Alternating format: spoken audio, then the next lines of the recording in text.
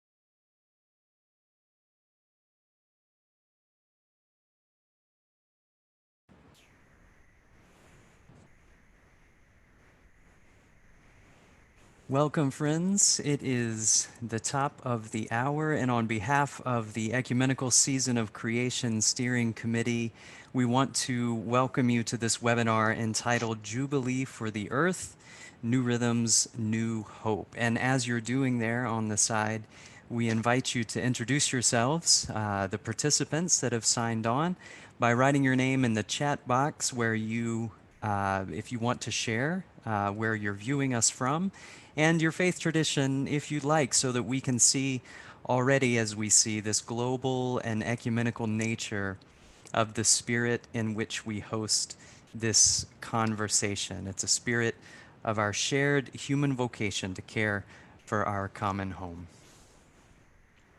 Just a brief word of technical housekeeping about Zoom before we begin, so that everyone has a good experience during our webinar today. If you're joining us online, we ask that participants remain muted so that our presenters and moderators can be heard and can hear the conversation. You can also, if you wish, turn off your video if you think that might be a distraction from the speaker. After the presentations and after a short discussion between the panelists, we're going to invite your questions, which you are welcome to place into the chat box at any time. Our moderators will collect those and sift them through. And if you have any technical issues at all that need attention, do type those requests into the chat and somebody will get back to you. And friends, we do have translation available in several different languages. And I would invite Christina or one of our hosts from Global Catholic Climate Movement if they would just like to say a word about this slide and choosing translation. Paulo?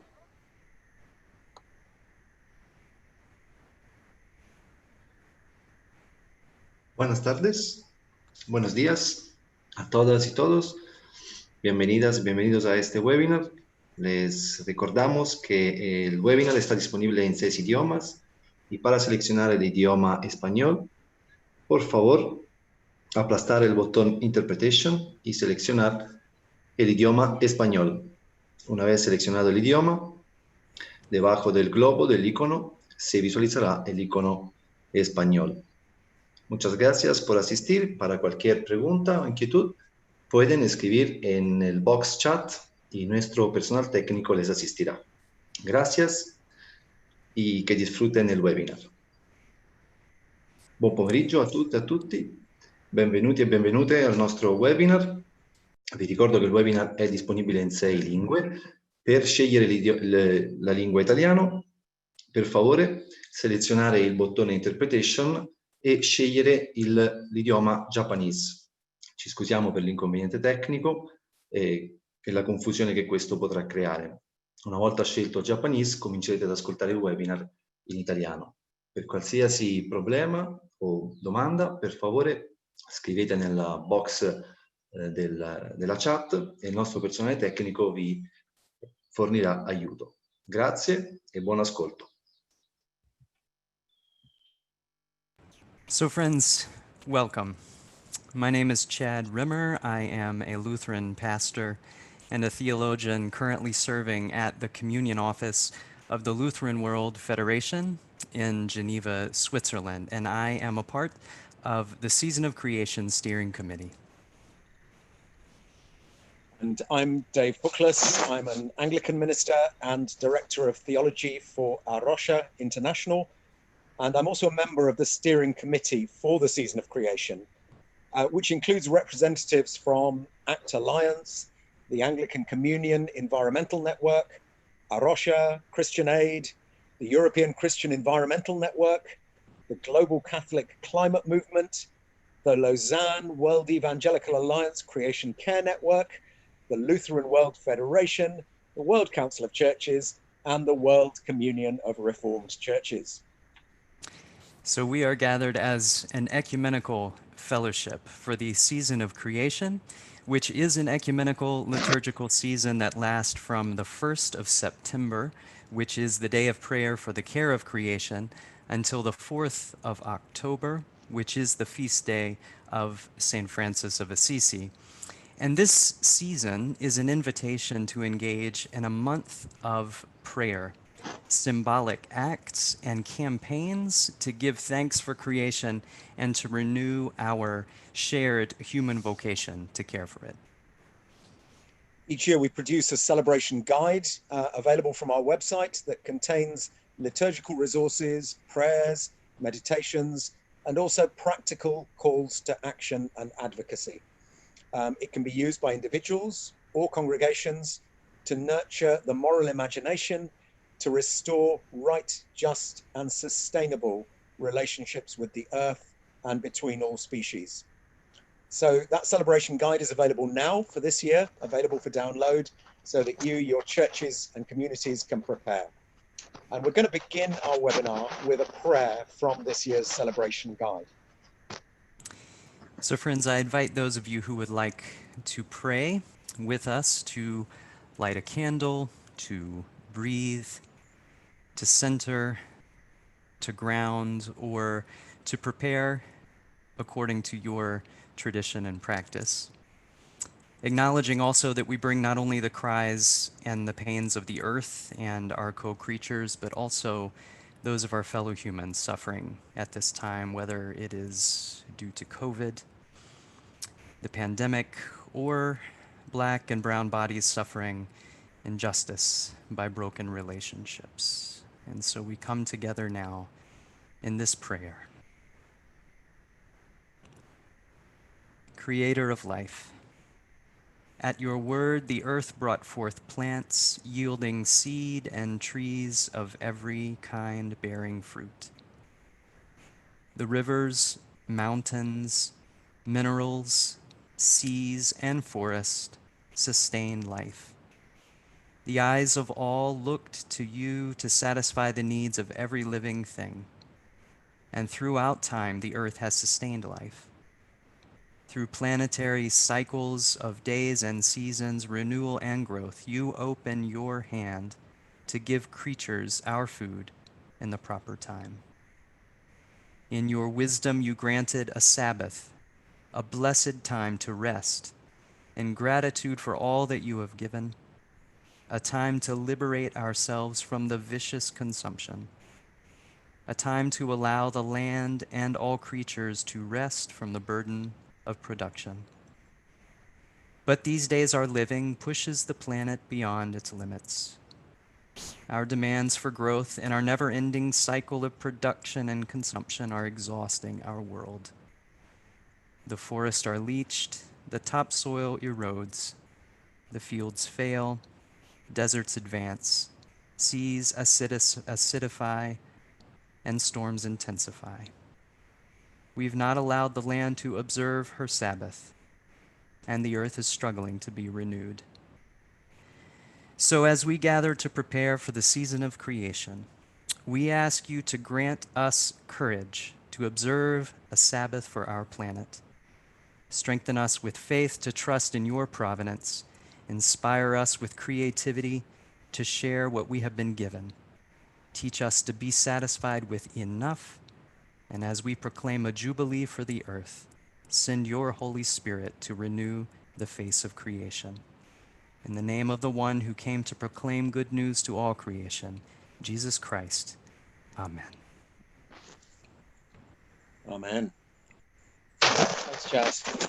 So our season of creation theme for 2020, Jubilee for the Earth, invites us to consider the integral relationship between rest for the Earth itself and ecological, economic, social, and political ways of living. While the painful impact of our demands on the Earth is well known, the need for just and sustainable systems has been particularly underlined this year by the far-reaching effects of the global COVID-19 pandemic. In this webinar, together, we hope to open up a space for dialogue and for imagination about the kind of justice that we might sustain if we embrace that true freedom to retell the story of our human self-understanding as God's creatures and our common call to restore those right relationships in all the earth and between all beings. So even as COVID-19 crisis has disrupted our old economic, political, social, and rhythms of lifestyle, how can we understand this moment as an opportunity to establish new rhythms and a new hope for realizing our common vocation to care for the earth? So today we've invited special guests to help us explore these questions. We have 5 speakers who are each engaged in this shared work, from churches, from developmental NGOs, from theological institutions, from advocacy organizations, from across the ecumenical family, and from each region of the globe. We're grateful to each of you, our speakers, and we're going to introduce each in turn and invite you just to share a short reflection from your own perspective. And after those reflections, we're going to have a time for discussion, followed by some of the questions that participants have shared with us. So welcome, friends. And it's my privilege to, first of all, begin by introducing Ray Lemuel Crisaldo from the Philippines. I've known Ray for several years, and he's a great advocate of integral Christian discipleship and mission. He's a theologian, a writer, a broadcaster, with his finger in many different pies. And amongst his roles, he works with Micah Global in the Philippines and also with Tearfun's Theological Education Network. So over to you, Ray.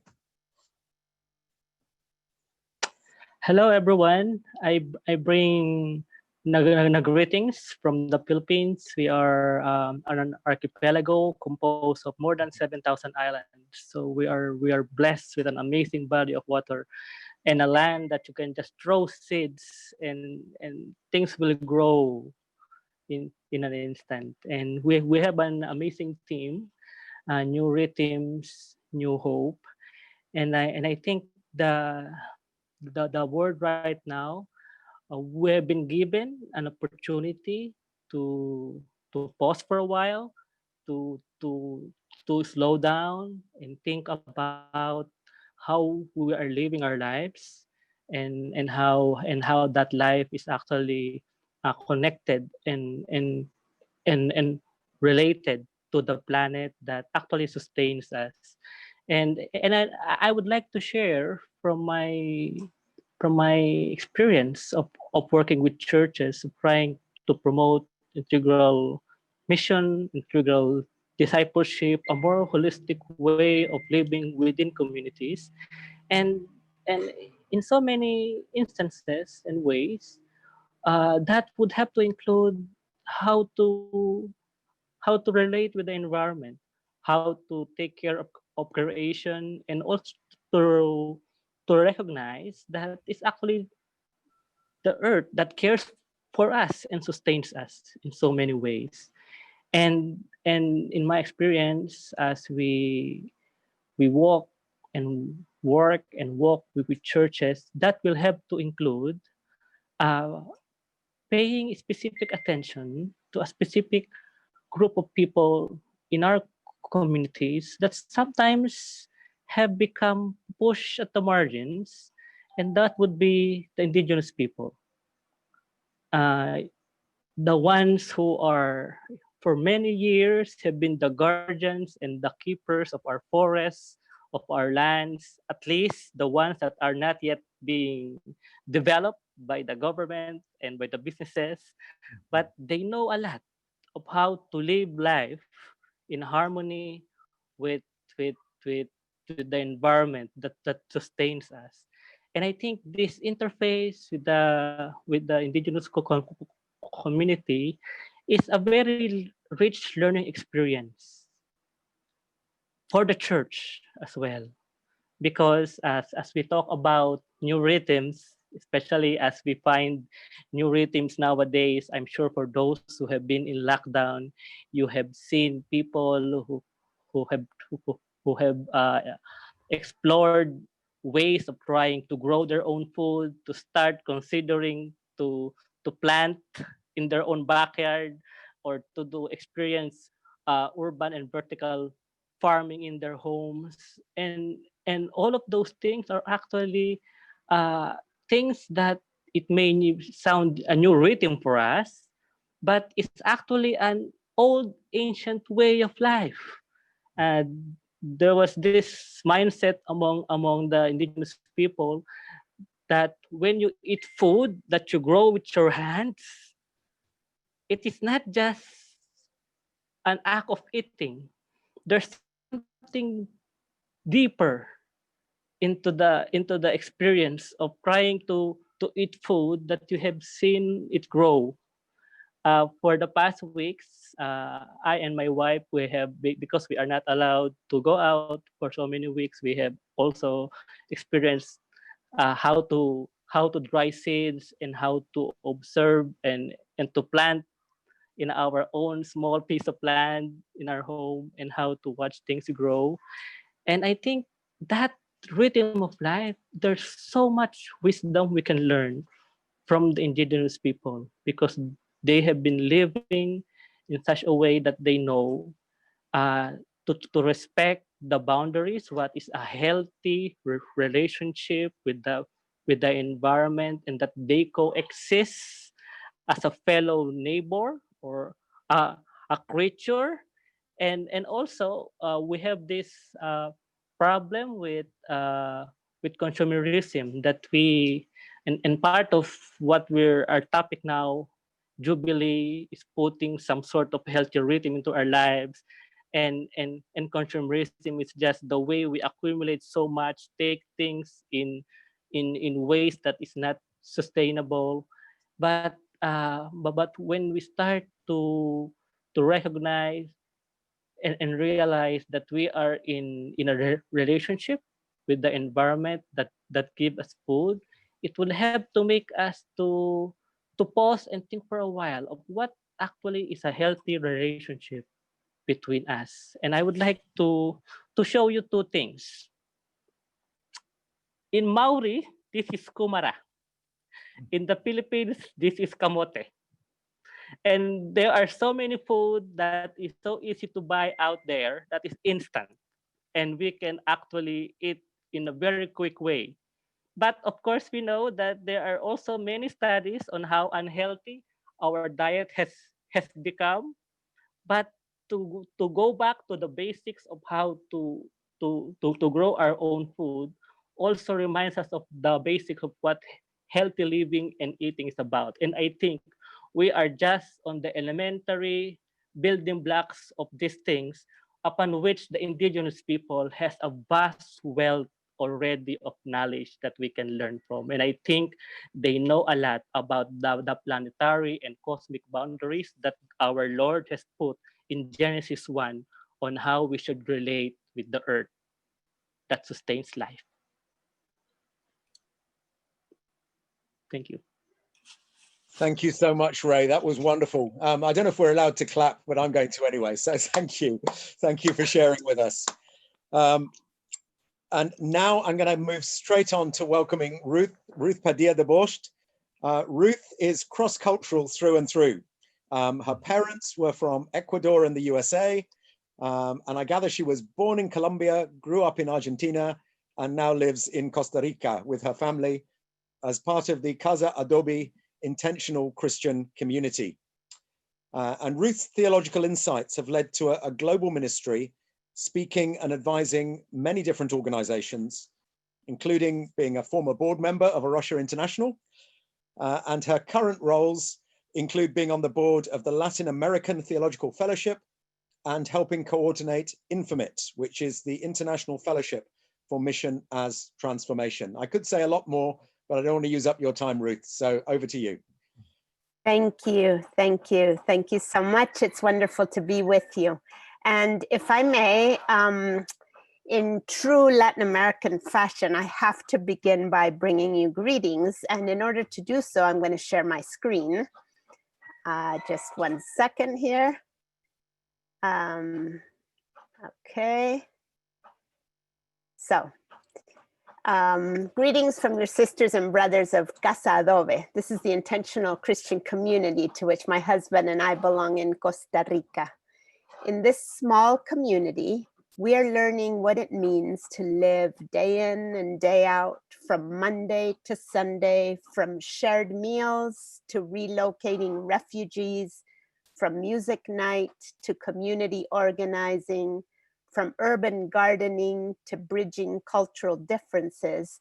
We're learning what it means to live as actors in a story of a good creation in which all forms of life can flourish. Ours is the daily choice to embody that story, to learn and grow towards a just conviviality. And in so doing, sorry, I need to switch my, and in so doing, to step out of the dominant global story. If we had to title that predominant story out of which and into which people around the world live today, it is global consumerism. The love of stuff justifies consuming people in the name of production, progress, and the maintenance of privilege. It also justifies the voracious plunder of our planet with no regard for the delicately balanced web of life, for the most vulnerable members, or for the living conditions of future generations. And finally, it eats away at our very soul, deafening us to the cries of the people, the cry of the earth, the cry of God's Spirit in us, and shriveling up our imagination so that we succumb impassively to the status quo. Now, when the gears of global capitalism smash the great majorities, when the aridity of consumption calcifies hearts and incinerates consciousnesses, when the agro-industrial machinery grinds down forests, commodifies water, and enslaves entire people groups, when structures of repression fabricate a world of superficial make-believe and ignore the crude reality, then we need to tune in to God's Spirit, the revealer of truth, the singer of life, denouncer of death, who shakes the sleeper and awakens dreams, the Spirit who names, and in naming discovers, uncovers, and reveals the heart of darkness under the varnish of our developed world. God's Spirit, who hovered over the waters, breathing creation into being. God's Spirit, who inspired and empowered the prophets of old to tear off the religious facades and call God's people back to their true identity. God's Spirit, who anointed Jesus to tell and live the truth of God's love all the way to the cross. That same Spirit of truth is in all Jesus' followers today. The Spirit of truth makes Jesus present for his followers so that we too might tell and live the truth of God's life-giving love amidst our self-filled, hate-filled, and fear-filled world that is blindly leading itself to the precipice. So living justly together as part of the living planetary community requires, sorry, I want to switch slides a moment, requires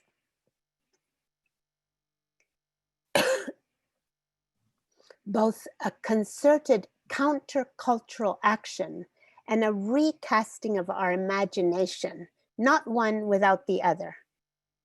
How we respond to questions like, what is life for? What is the good life? What and who is valuable? These questions determine our practices, and our practices nourish the necessary questions. In Casa Adobe, patterns of communal prayer disquiet our natural tendencies to conform to the status quo, and they send us into action. Reducing our carbon footprint by sharing household appliances, limiting consumption and simplifying our lives, gardening, organizing the community for river cleanup, all these actions push us back on our knees in humble acknowledgement of our limitations. I am convinced that recasting relationships between us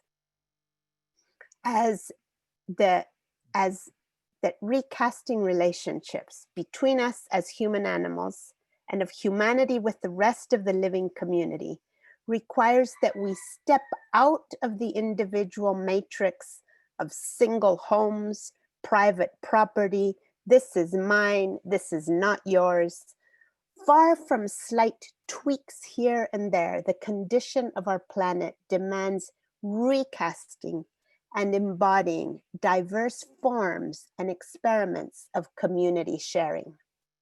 Thank you, that's all for now. Thank you, Ruth. And we will follow practice here and give a clap for each. Ruth, thank you for calling us to re-narrate that conviviality. And we'll come back to this after we have all presented. But I want to just acknowledge that part of that intentional community, I think I hear the rooster in the background from you. You huh? sure Is do. that yours? Good. Yes. That's part of our... I couldn't mute him. No, that's part of our conviviality. Thank you. Thank you. So let's come back and maybe we'll hear from the rooster again as well. But for now, we want to go to a presentation from Father Jastram Kuritadam. And Father Josh is the coordinator of the Ecology and Creation sector of the Vatican Dicastery for promoting integral human development. And Father Josh is a tireless promoter of caring for creation and of Pope Francis's message of integral ecology and Laudato Si. And we celebrate with you, of course, the 5th anniversary of Laudato Si that's just passed, but also, Father Josh, your work in our interfaith and ecumenical call to care for our common home. So welcome, Father Josh. Thank you. Good morning, good afternoon, good evening, good night. What a great joy as oikos monos, as one common home, as one common household to be together. And as I speak to you from my community in the Vatican, please allow me to bring you best wishes, greetings, and prayers from Pope Francis. I would like to share with you, I was praying and reflecting what to share with you. And 3 simple reflections came to my mind. The first reflection is that we begin by thanking God for Jubilee, for this prolonged of the adventurous journey, the important journey of restoring relationships that await us. And God has a strategy. God has a path. That is the Sabbath, where God is the center.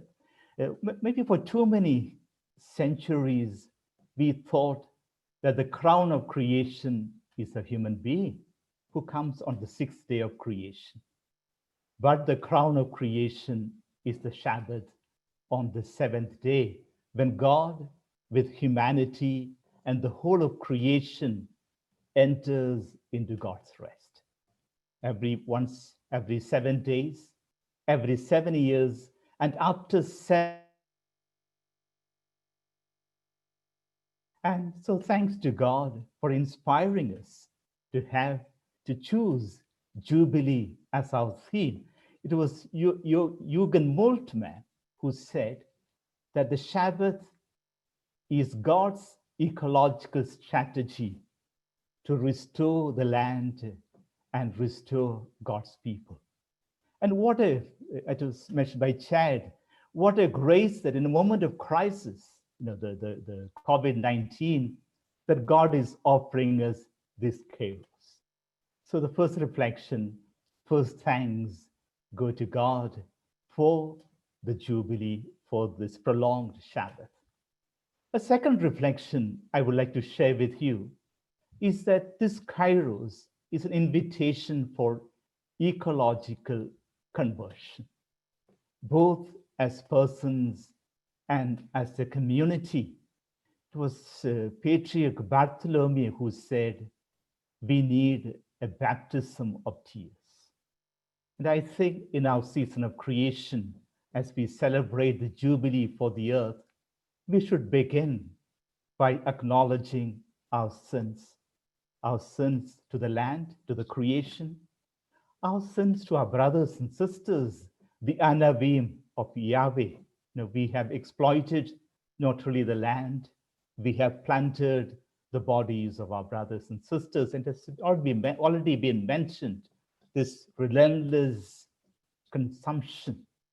And we have planted the bodies of so many of our brothers and sisters. So we really need to ask pardon.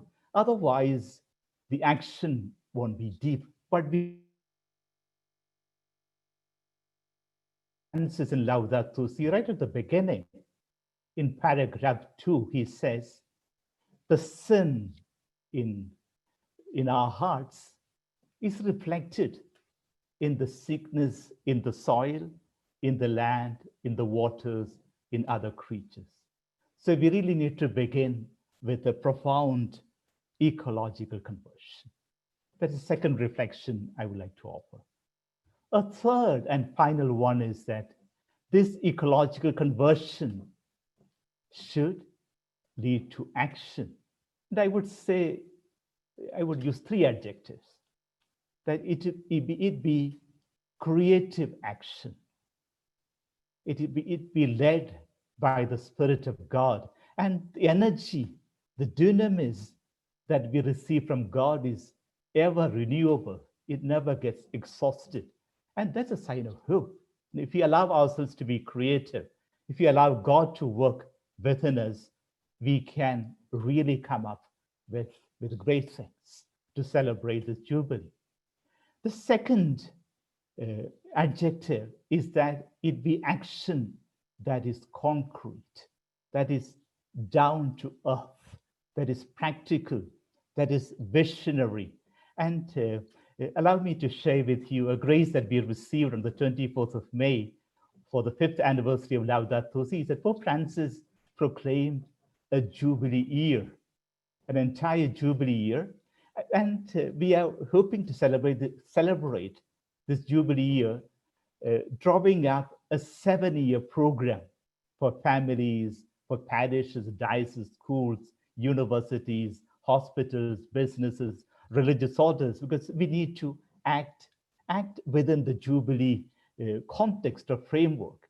So we really wish that our celebration of the Jubilee for the earth will lead to concrete visionary action. And the third adjective is that it be communitarian, to be participatory, that we can together heal the land, we can together heal our society. And we need it so much. And that's where we can once again become a common home, a common household. So delighted to share with you these simple reflections that we begin by giving primacy to God, thanking God for the great Jubilee, this continuation of the Sabbath, that we really undergo an ecological conversion, that there be a baptism of tears, a change of heart, and that from that we move on to action that is creative, that is concrete, and that is communitarian. Let us walk together. Thank you very much. Amen. Thank you, Father Josh. And another clap, of course. You said simple but profound call. Thank you. Thank you. And we'll come back to these points in our discussion too. But for now, we welcome our fourth presenter, Martin Kopp, who is chair of the Commission on Ecology and Climate Justice of the French Protestant Federation. And Martin has been a friend and a co-worker engaged in climate justice for years, from local communities right up to the top of the IPCCC processes. I've come to know and be a friend with Martin through his work with the Lutheran World Federation and other ecumenical as well as interfaith engagements for climate justice and care for creation. So he also now teaches at the Faculty of Strasbourg, and we're very happy to have you with us. Martin, je te donne la parole. Bienvenue. Merci beaucoup, Chad. Bonjour, dear sisters and brothers in Christ. Many greetings from France. Our being gathered today from all around the world is a sign that Christians have started a journey of care for creation. But judging by the low number of believers, of churches, and of institutions that are concretely committed, I would say that the green reformation of Christianity has yet to happen. So as a Lutheran theologian, I would like to share with you today 9.5 theses on a Jubilee for the Earth. In other words, 9.5 brief thoughts to be deepened in the month to come.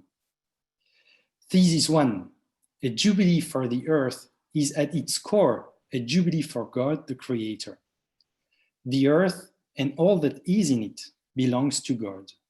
At a Jubilee, we are reminded that we literally do not own anything, but share everything with other creatures, human and non-human. Thesis 2, the Earth can no longer benefit fully from a Jubilee. Irreversible damage has already been done. A sad example is that some species have gone extinct. They cannot be brought back. Our generation's Jubilee includes repentance and grief. Thesis 3, an early 21st century Jubilee for the Earth is the last actual Jubilee for the Earth possible. We are getting closer to climate tipping points. We have begun the 6th mass extinction of species. Our generation's Jubilee is the last possible actual Jubilee for the Earth as we know it. Thesis 4, the Jubilee for the Earth is to be lived first and foremost by rich persons and nations, and I say so as a French person. So-called developed countries consume on average 3.7 planets per year, and 50% of all greenhouse gases are emitted by the 10% richest people in the world. Jubilee begins with the rich. Thesis 5, the Jubilee for the Earth by the rich means embarking on the path of sustainable degrowth. To reduce consumption to 1 planet per year, technological progress will not suffice. Rich people must consume less, not only consume differently. And they must do so by embarking on the path of voluntary and happy frugality. Thesis 6, only a Jubilee for the Earth by rich people would allow a Jubilee for the poor.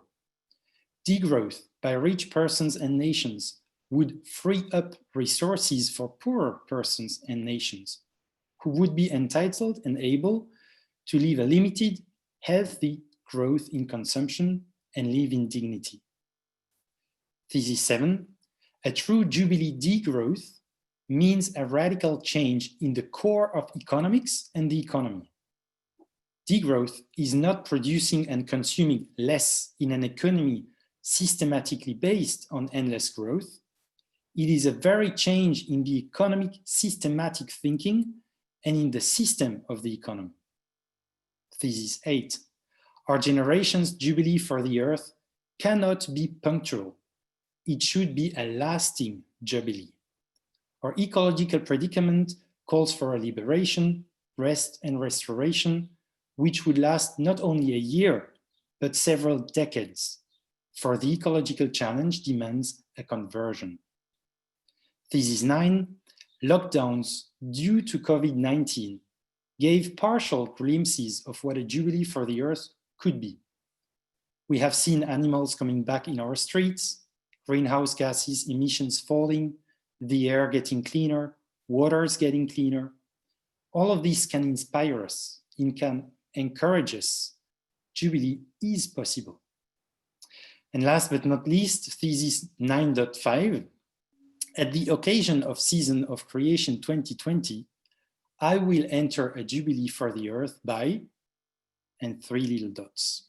Mm-hmm. You might have been wondering how I was going to offer half a thesis to finish with. Well, here it is. The first half invites you to make a change in your life. It is up to you to complete the sentence and make the last thesis whole. Thank you very much. Merci for listening. Thank you.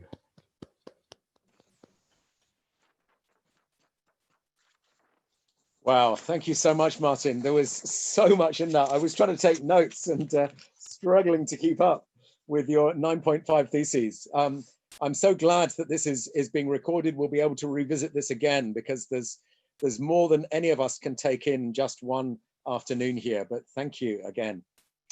And now our panelist is going to be with us virtually because she can't be with us physically. It's Ruth Valerio, who I've known and worked with for over 20 years. She's an environmentalist and theologian, a social activist and author of several books, including most recently this year's Archbishop of Canterbury's Lent book, Saying Yes to Life. She used to work with me at A Rocha UK and launched the successful Eco-Church scheme while she was there. She's now Global Influencing Director for Tearfund. Sadly, she can't be with us. She's very disappointed about that, but she has sent us this video. Well, hello, everybody. I'm so sorry that I can't be with you in person today. This theme of Jubilee actually is something that is quite close to my heart. A couple of years ago, some of you will know that at Tearfund, it was our 50th anniversary. And we decided, rather than just holding lots of big parties, though we held some of those as well, that we would declare this our year of Jubilee. And we had a year where we spent a lot of time thinking around the themes of Jubilee and what it meant for us as an organisation and for the communities that we serve. And one of the things that we decided to do, we knew we couldn't take the whole year off. We didn't think that would be a very good idea, but we decided that we would take off kind of one day in every 50, which with holidays and things basically worked out as 5 days through the year that we called our Sabbath days. And they weren't just days when that we took off and put our feet up. We met in the office in the UK and in our other offices around the world. And we had whole days where we met together, had space, prayed together, committed ourselves to God, committed the organisation to God. They were extraordinary days, and we experienced extraordinary things happening kind of coincidentally around each day. So Jubilee is something that I believe in very much and that is still relevant for us. And as we explored the theology of Jubilee at Tearfund, we came up with these 4 principles: that the land is God's land, that life is to be lived in community, that all people are equally equal, and that life has a rhythm of worship and work and rest. I'd love to look at all four of these things, and I know they will be touched on in different ways by others. There's so much that I could say about Jubilee for the Earth, particularly in this current time. And I'm sorry that I can't explore that with you. I'd love to be able to do that in the Q&A and say more. But maybe I might just say that if we're going to see a Jubilee for the Earth, it is going to take us doing two things. Firstly, it's going to take us pushing our governments and our businesses for a green economic recovery. We must not let our governments use this as an excuse to relax environmental regulations. This is an opportunity to reboot our economy, and I know that other contributors are talking about that. I would love you to have a look at something we've just launched at Tier Fund called The World Rebooted, which is both discussion questions and a document and papers for churches to get into, and also a campaign action for us to call on our governments with 5 very specific asks, all around rebooting our world, rebooting our economy along lines that are fairer, socially fairer, because that's such an important part of the Jubilee, and also environmentally sustainable. So we need to push our governments to act. And then secondly, of course, we have to live Jubilee out in our own lives. Many of us during lockdown have been enjoying the lack of pollution and out on the streets, and this has been one of the features all around the world. Well, it's up to us. Are we going to get back into our cars as we emerge from lockdown? Many of us have been enjoying, from here I can see out of my window, the clear skies with the lack of airplane trails.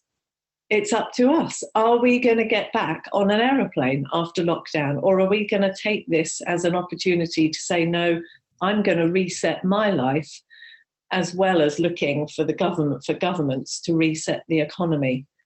So if we're going to see Jubilee for the Earth, let's be pushing our governments. And I hope today you will explore how we can be doing that, and particularly how we can be engaging as church in pushing our governments to reboot the economy.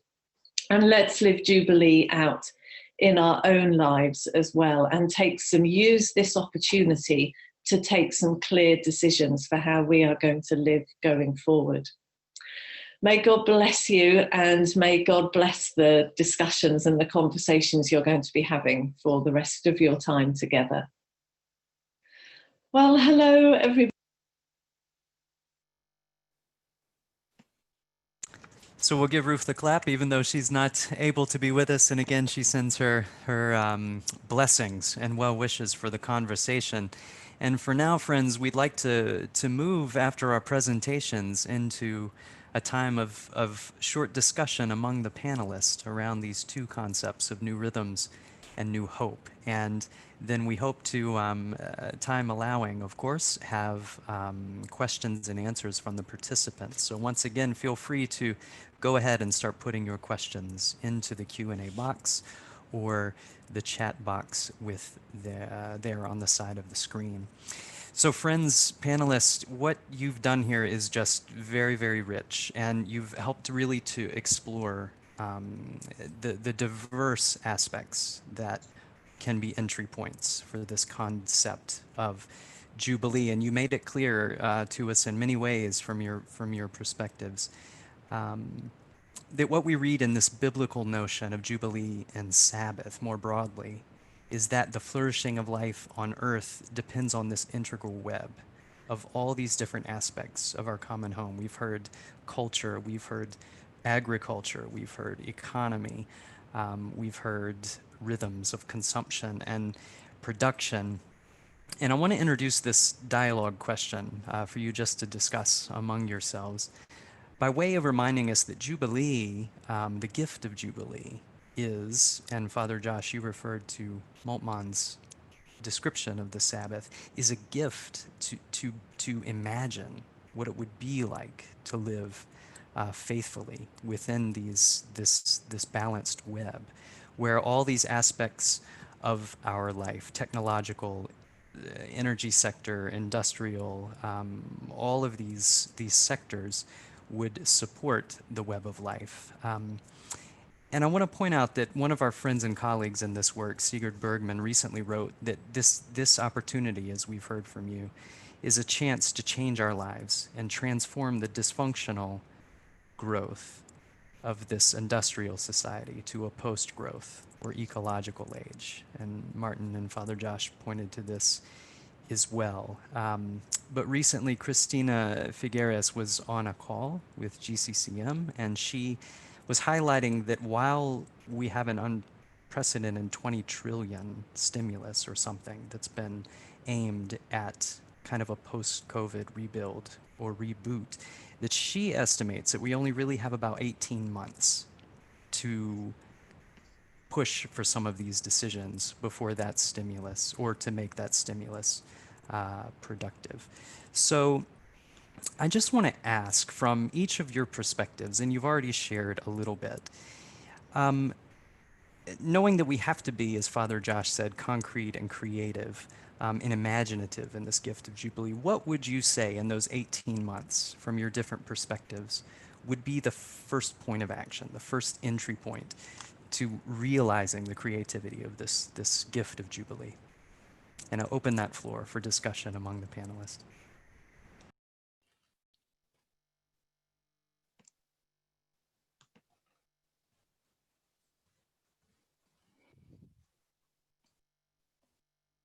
It's always difficult to be the first one to speak. I can go. Thank you very much for the question. And actually, right in the middle of the lockdown here in France, at the French Protestant Federation, we thought this is precisely the moment to advocate decision makers. And so we wrote the French president, Emmanuel Macron, and we sent an advocacy statement by Protestants in France.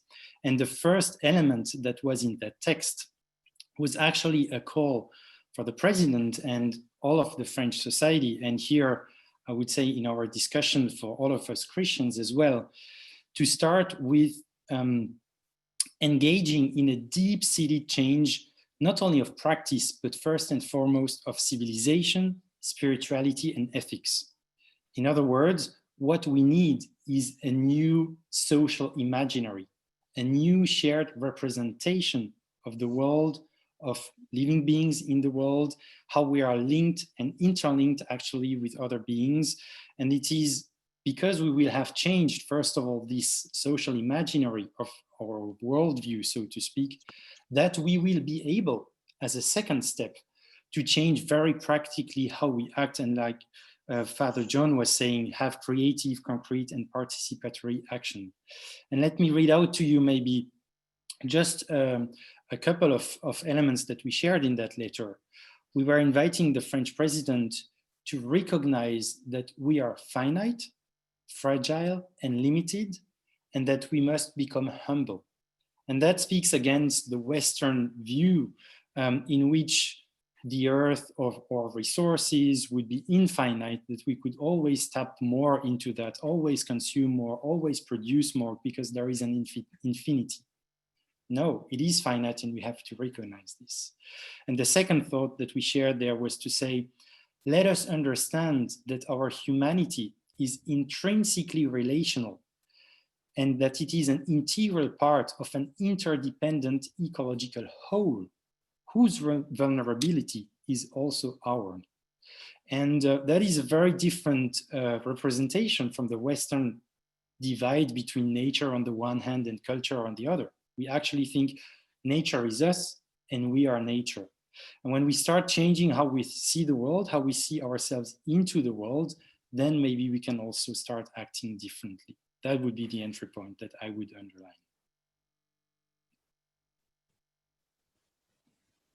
You mentioned several entry points that are intertwined because I think on the one hand, the advocacy, the attempt to influence policy and the big picture from the top down is complemented by the work on the grassroots, at the grassroots level, and living out alternatives and showing that imaginary of degrowth, of recognizing limits, of sufficiency and such can really be lived out.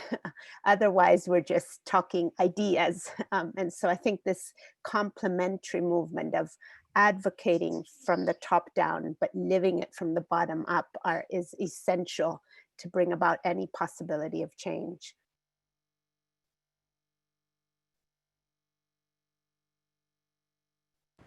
Yeah. And if I might come in. Please. Yeah, I would offer two images. The first image is that of a cycle. And Laudato Si also, economists now speak of the cyclic economy. That's what we learn from nature. Nature does not waste anything, whereas we waste so much. So the first thing probably we need to advocate, we need to ask for it, that our economy becomes cyclic. Martin mentioned about how we are depleting the planet's resources. And if people were to live like those in the US or Australia, we require something like 5 planets. Like we live in Europe, we require 3 planets. That's not a cyclic model of economy.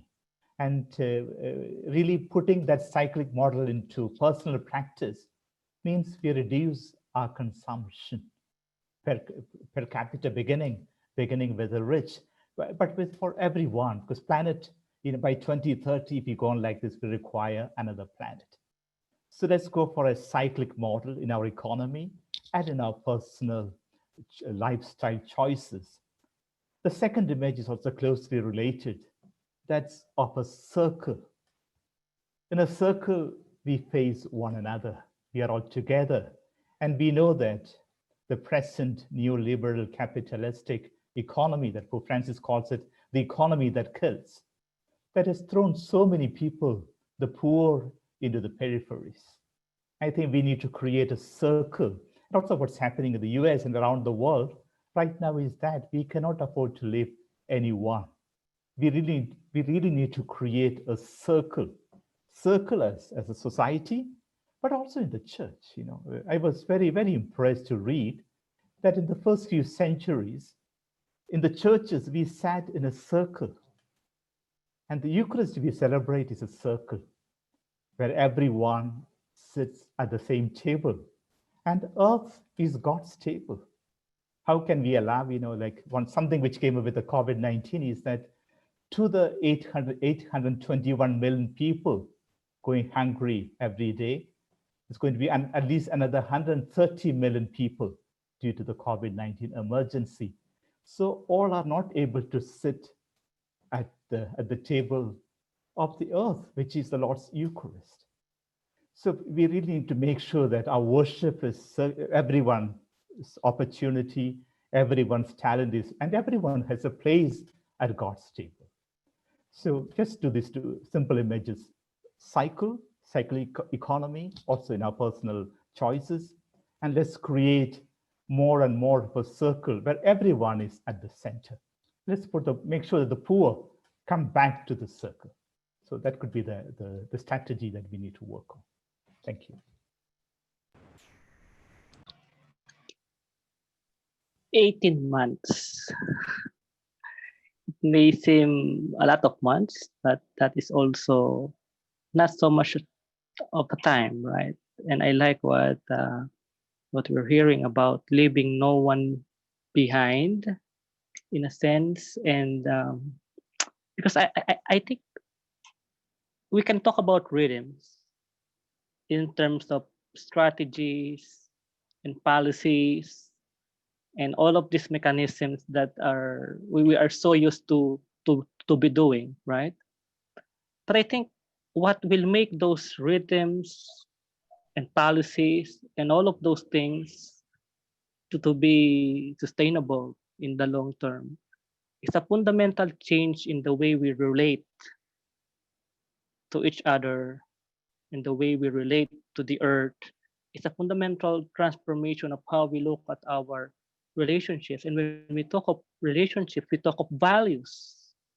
what do we actually value? Well, where do we place uh, our attention and our eyes? And I like what Father Joshua mentioned. He talked about the circle of life. And I was just with a global gathering of indigenous people last week, and it's a global gathering from the First Nation Canadians, New Zealand people in the from Asia. And one of the most important things about the indigenous mindset is the circle of life. And I like how Micah has put it, that if we are to pursue Jubilee, we cannot pursue it apart from doing justice and mercy and a great deal of humility. And I mentioned that because perhaps one of the most important people that we need to listen to if we want to make this work, these new rhythms, are the people who are very close to the environment that we would like to protect in such a way. But if in this pandemic that has happened, they have also become one of the most vulnerable to the virus. And there are a good case to be made that this pandemic has been made possible because we have crossed a healthy boundaries between human beings and wildlife and all of the economic system, ecological system that we are supposed to be knowing a healthy boundary between. And so the question for me is, do we have the humility to listen to people who might be light years ahead of us in this conversation? And would we have a merciful eye to shift also our attention to a people group who we may not consider to be a big chunk of the economy? And can we do justice for, for these people who have become most vulnerable at this time, not of not of their own doing, but most probably because of our own doing as well? Hmm. Ray, thank you for that. And I want to just draw a connection between a couple things that I'm hearing about the the the entry points and the methods, those mechanics or the architecture we need to advocate for, is related to the way that we story ourselves or tell the story about who we are. And this is Father Josh talking about the ecological turn, Ruth, the imagining conviviality, and Ray, you're pointing us back to as well to the fact that that wisdom is ancient. So the way that we have this creative moment to re-narrate what we are as humans and what we're called to do, to set new rhythms might give us courage. But that moves us, Dave, to our second question too about hope, huh? It does indeed. You wouldn't believe how neat a segue that is, Chad, because I was thinking of starting by talking about stories and narratives. As we move from new rhythms to thinking about new hopes, I'm very conscious that those of us who've been involved in this struggle in trying to wake the world church up to care for creation for many years, that it can be exhausting, that it can be depressing, that you can seem to take 2 steps forward and then 5 steps back. And hope, it seems to me, is one thing we need renewing constantly if we're going to have the resources to keep going and to overcome the disappointments that come. So alongside new rhythms, I'd like to ask our panelists, and do be as personal as you like, about what keeps your hope, what reinvigorates your hope, and keep it creative and concrete and communitarian. That was the third one, wasn't it? What does this in really practical ways? And Ray, maybe what you shared there about Indigenous voices, maybe that is a place where we can start in terms of hope, of those who have actually been doing this and keeping this alive, even when the rest of us have been pursuing ridiculous and impossible dreams of the kind of life that we could be living. But who wants to kick us off? Ray, do you want to start us off by talking about hope? What gives you hope?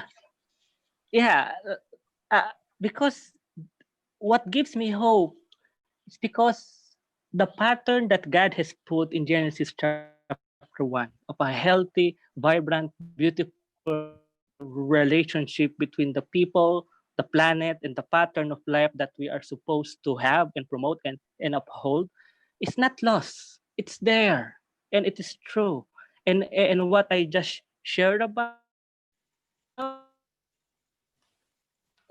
wisdom, we may have forgotten it as a church and Christians, and we are just rediscovering it now. But there are a lot of people out there who have kept it, and I believe it resonates very much with what we are talking about here, and a very concrete story of what happens when we retrace those fundamental change in values and relationships. When you plant food in your home and when it grows, it will always be so much for you to consume. And I had a friend, he built an urban vertical farming in their home, and it just flourished, it grows so much. Where would he give it? He would have to go to the community, and he gave it away.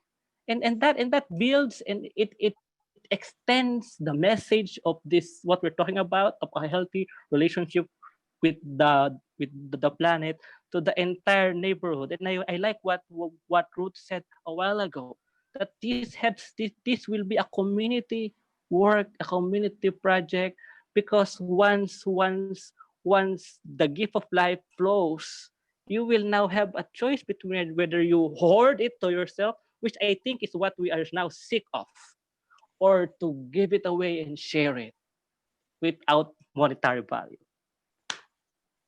Thank you, Ray. Who wants to follow on from that? Dave, I can follow. Yeah, thank you. Thank you, Josh. I would also like to reiterate what you said. We need to send a message of hope, because there is a climate fatigue, and after the COVID-19, and those of us who have been working in this for many years, we have seen, so thank you for raising up the question of hope. Personally, what gives me hope, I would say, are at least three things.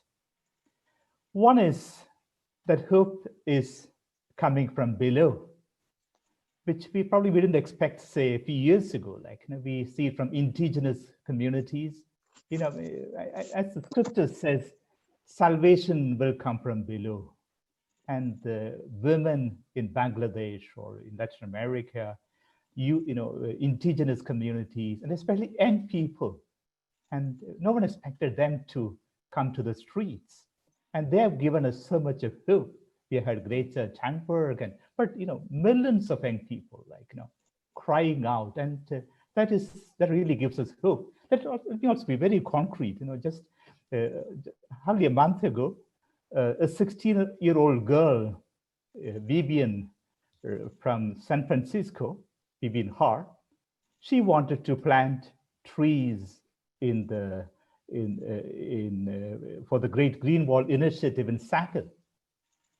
16-year-old girl, and they wanted to plant at least 1 million trees as part of the Laudato tree initiative, one of the several initiatives that we have, which we hope will contribute to the 1 trillion trees project. And Pope Francis announced it on the 10th of May. And Pope Francis said that they could plant at least 1 million trees. And they were so much inspired. And we told them it's a Jubilee year. So they said they're going to plant at least 7 million trees in the Sahel.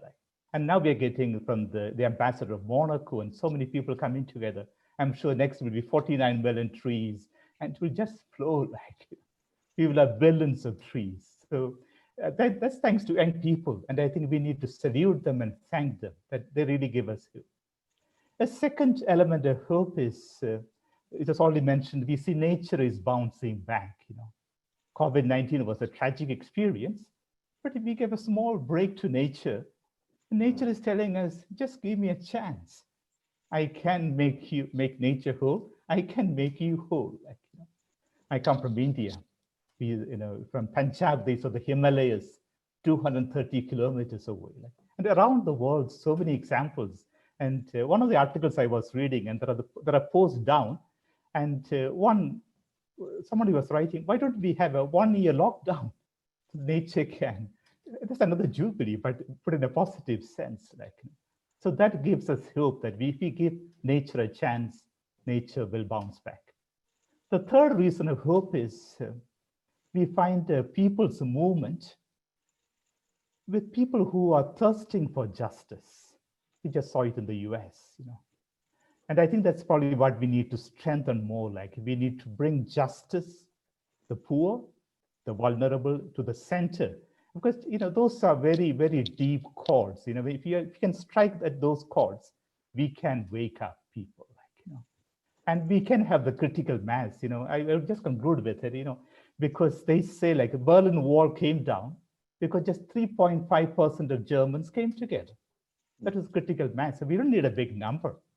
If all the churches were to come together, and my hope and dream is of all religions were to come together for the season of creation, or for the care of creation, we can easily have. And I think the 18 months that we have been referring to should be used with in a very strategic way to build up this critical mass. Because for the system to change, we need something like 21% of humanity.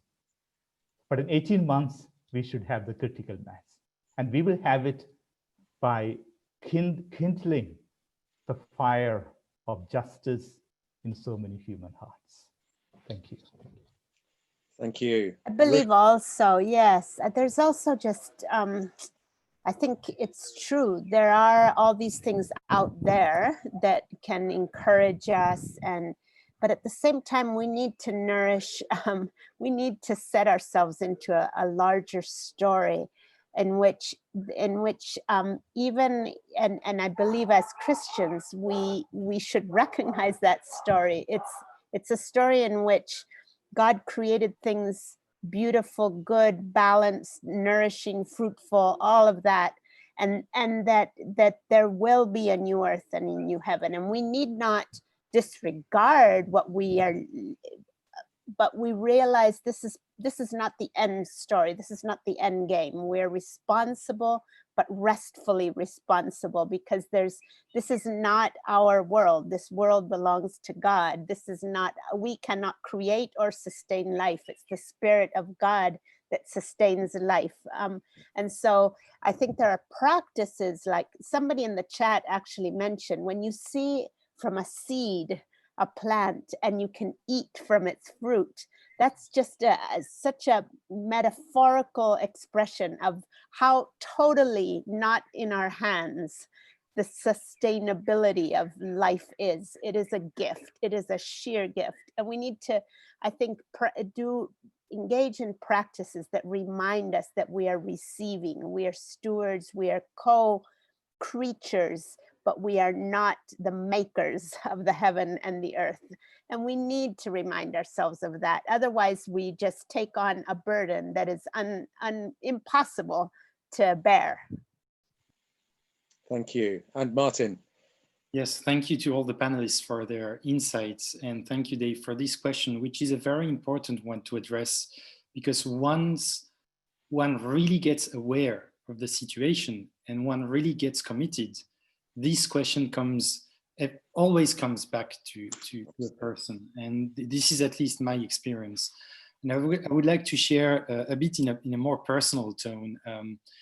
When I first got committed a few years ago, I reached a point when I got all the knowledge and I was kind of desperate, because when you look only at the science, it's the empire of bad news. And it so happened that I met my Old Testament professor in the train as I was traveling to Strasbourg by train. And I shared with him the state in which I was. And he told me, and he's now retired, but at the time he was a bit older than 60 years old. And he told me, you know, Martin, when you commit on a subject or on an issue, often one gets caught by looking at where the wheel is, you know, taking the metaphor of a turning wheel. We look at where the wheel is. And actually, we should invite ourselves to always see, is the wheel turning, and is it turning in the right direction? And from his own experience, he said, you know, a few decades back, ecology was not a topic. It was not an issue. It was not at the center of political discussions, at the center of society. And the wheel is turning, and it's turning in the right direction. And so when I get a bit desperate, I look at not only where the wheel is, but where it's headed, how it's turning. And I see, my take would be to say that it is turning in the right direction. If you look around you, so many more people are getting committing, are getting aware. I mean, climate change is now a defining issue in the French political landscape, for example, or in the French religious landscape and Christian landscape in particular. And to take just one concrete example, the idea of degrowth, which I was speaking about, a few years back, if you were speaking about degrowth, you would be identified as a very radical, left-wing, utopian idealist, and, you know, I mean, all these ways. And last year, for the first time, there was a poll in France that showed that 54% of French people would choose degrowth over the idea of green growth. First time in 2019. And so there is something very deep, very profound at play in societies and in people's minds and imaginary, like I was saying, and that gives me hope, which is not to say that I'm optimistic and I think everything's going to be fine. We have a responsibility. And I see also that even though the wheel is turning in the right direction, it is not turning fast enough. And it is our responsibility individually as Christians, but also together as churches, to make it turn faster. We have very little time left, and so let's really get to it in hope and trust that we are accompanied in this journey. Thank you so much, Martin, and thank you all of you. I think that was just as rich as your prepared contributions. Thank you for what you've shared with us there. Now, in the time that's left, we want to move on to some of the questions that some of our participants have put into the question and answer session. And I want to apologize at the beginning, we won't have time to cover all of those questions. And so what I'm going to try and do is combine several that overlap and are a little bit linked and put those together as kind of one super question. And Martin, I'm going to ask you, I'm going to address this to you first, because it's related particularly to kind of economics and degrowth and stuff, but others, please join in as well. And it's really about, you know, during this time of COVID-19, we've seen that governments can change quickly. We've seen huge sudden investments in supporting people who've had to be laid off or furloughed. We've seen massive changes in our daily lifestyles, in our shopping habits and everything else because of this imminent crisis that we've faced with COVID-19. But it seems in tackling climate change, in tackling what's 18 months away only and less, it's difficult to get those who are in the positions of power to accept what you've just been saying about degrowth and to change, make the big economic changes that we need. How can we get this across to our politicians in a way that they can respond? It's a huge question, but Martin, you've asked for it with your 9.5 thesis. So I'm going to throw it at you first, and then I'm going to ask others to come and rescue you as well. Yeah, the rescue will be handy because it's not an easy question at all. First, I would say that there is a big difference between the COVID-19 crisis and the ecological or the climate change crisis, is that COVID was precisely a very immediate threat. And this is a mere psychological aspect of the problem, which is that climate change to many people, and especially in the north, and I'm aware that we have people from all around the world, but especially in developed countries in the north, it seems like something that is still way in the future. And so making such drastic changes for something that is not life-threatening by today or tomorrow is maybe more difficult. And then I think that we should not be naive as Christians. We should not be candid. As it questions the economy, the ecological crisis questions or puts into question interests and profits. And there is a model, or the current status quo, the current economic model benefits some people, some companies, some states even, and saying that we would enter a jubilee for the earth or an ecological transition at the state level, so at the level of decision makers, would be for them, or would need them to have the courage to oppose people and companies and maybe even states that actually are better off if we don't change anything. And so there is a conflict of interests here at play. And as Christians, we should enter also, there is kind of an opposition of strength. And for now, these people and companies still have a lot of strength. And that's why we need to have a true massive cultural change and a massive number of people that request the change. Father Josh was speaking of 3.5%. When you're against Monsanto or big oil companies like Total in France or others, you really need to have a strong tide and wave societal. And so to touch decision makers, actually, you need to touch the people. That would be my, or one element of answer, I would say, to say it humbly. Mm-hmm. Thank you. Others, can we keep these quite brief so we can have time for other questions too? I just have two supporting insights to what Martin said. One, oftentimes our governments are in lack of good imagination for some reasons, and they could not think of ways of how to move this forward.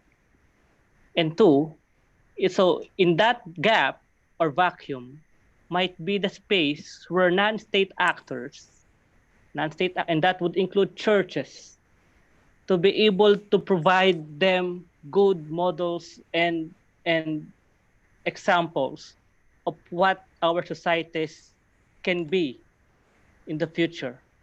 And an immediate thing that we can do, especially that we are now in a lockdown, and there are so many groups, organizations who are supporting that alternative life, way of living, that is having a very big challenge on how to survive because they were out of operation for the past months. We have to support them and keep them alive and keep these seeds of alternative way of life alive so that governments can learn from them. Thank you. Yeah, Dave, I might just add, like Ray, just two simple points. One is the rescue packages, the so-called 20 trillion being put on the table, should be used also to tackle the climate crisis. So, I mean, that's a very wise way of using the money. And I would also insist that's people's money, that's taxpayers' money. So we need to find a strategy in which, or through which, we put pressure on our politicians. And we find that the European Union is probably leading in that direction. Like, and we need, at the Vatican, we are the COVID-19 Convention, we are in touch with them and we are supporting them. But we should take up the same thing with the G20 countries and with everyone. Like, so we have money being put apart now. Use the same money also to deal with the climate and biodiversity and all these crises put together. Like. Absolutely. Second thing is, we have been always insisting we need strategies. You know, we need to get businesses. And allow me to tell you, we went to Davos twice. You know, the so-called big people economically, and even there the wind is changing. Maybe we need to find the right.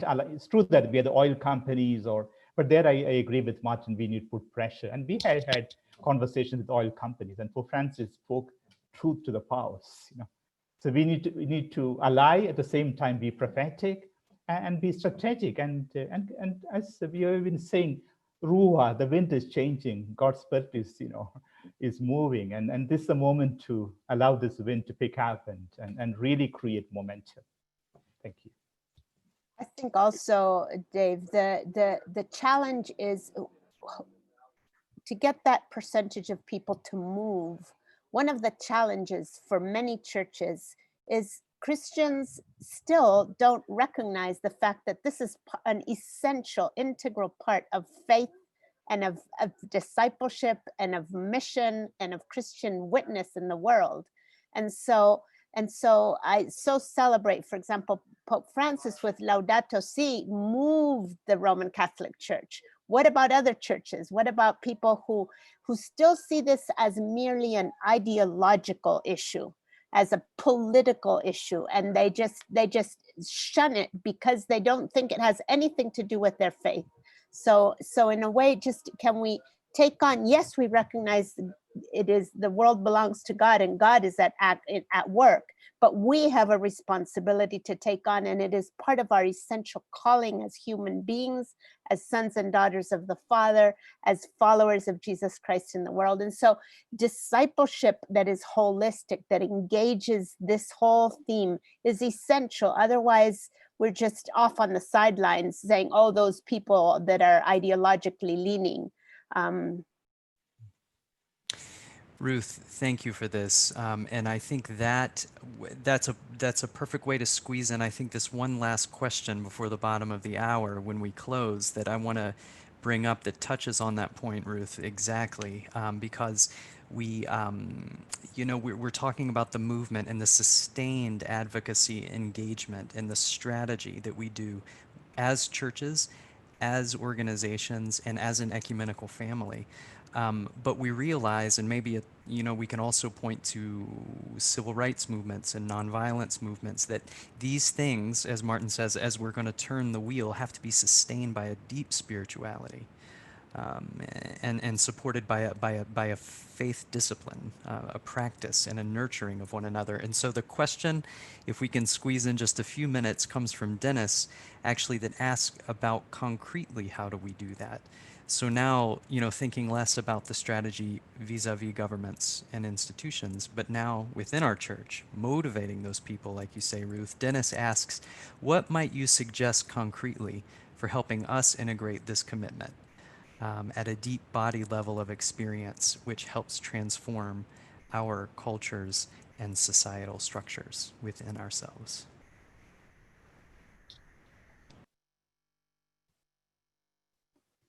I don't know who wants to try to say that in a couple seconds. Martin, please. No, it is it is impossible because the list is endless of possibilities. But as you introduce this question with the question of spirituality and what drives us and what nurtures us, to me, one of the possible really key experiences and spiritual experiences is to go together in creation, in nature, as a church. Most of our mass and celebrations, they are between concrete walls or bricks and not outside below a tree or in nature, hearing the birds, seeing animals.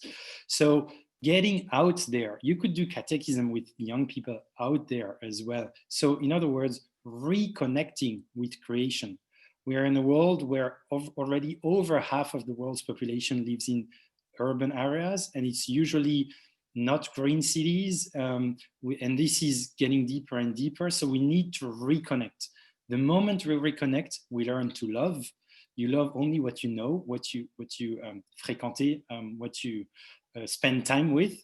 And once you love, then you care and you're ready to change something concrete in your life. So that would be my suggested idea as a community in a Christian setting.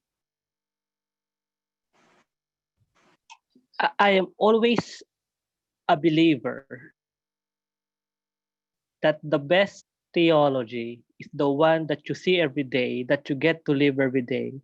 And in fact, how we live is actually what we truly believe.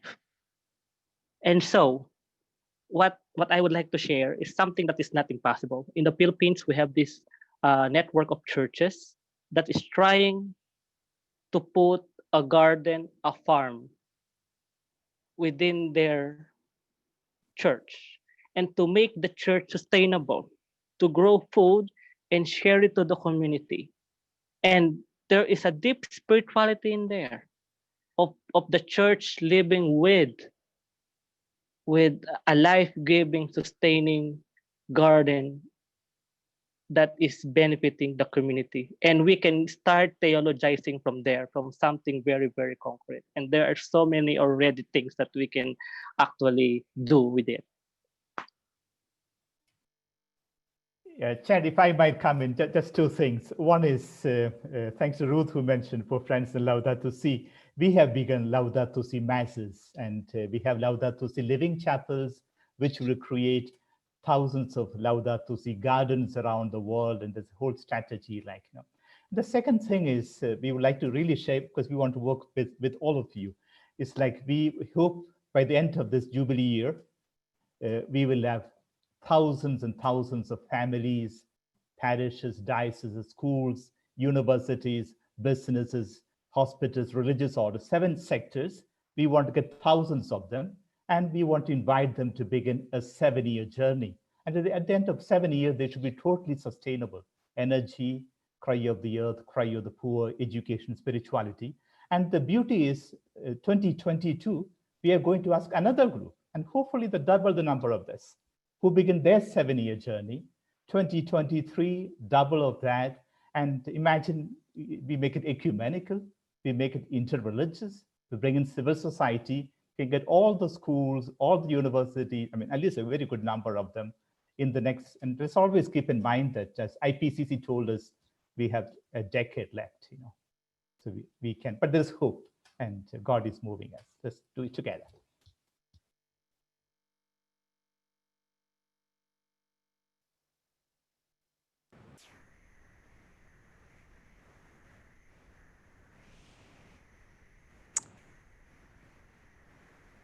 Okay, well, I think time is catching up on us. It's time to draw to a close, very, very sadly. And I want to say a word of thanks to everyone who has made this webinar possible. Thank you for all the group in the steering group of the Season of Creation. Thank you for GCCM, the Global Catholic Climate Movement, for the technical hosting of this webinar and a lot of background work for that.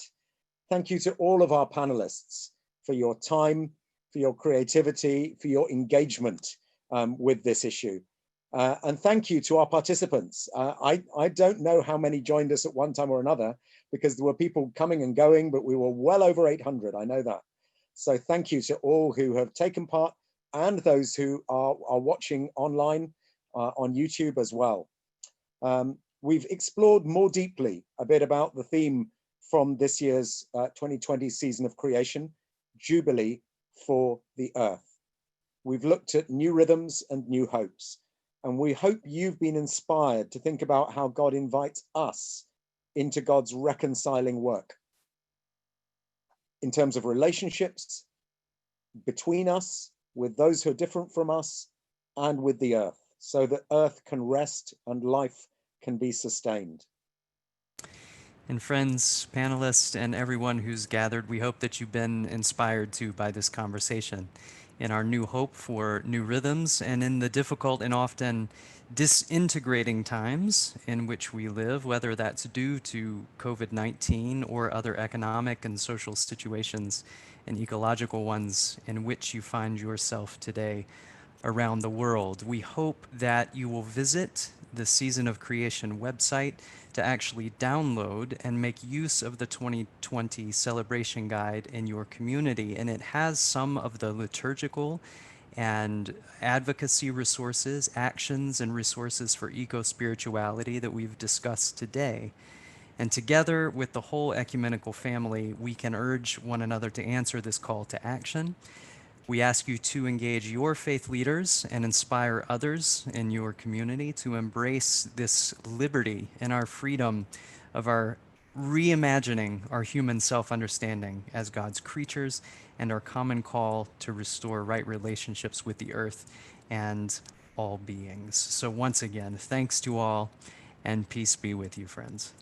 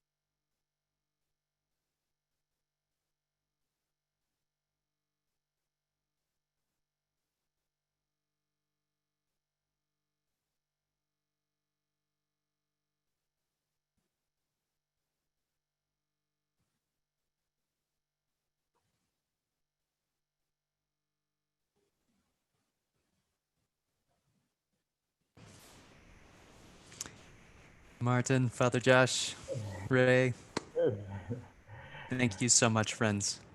Thank you. Thank you. What a joy to come together. And it was really a spirit-led webinar, So, It is. And yeah. I see we've lost Ruth. I know she had to step away, but friends, this was brilliant. And the recording will be on for, if you saw several requests there in the box to revisit, to review, and this has been a great way to start this conversation for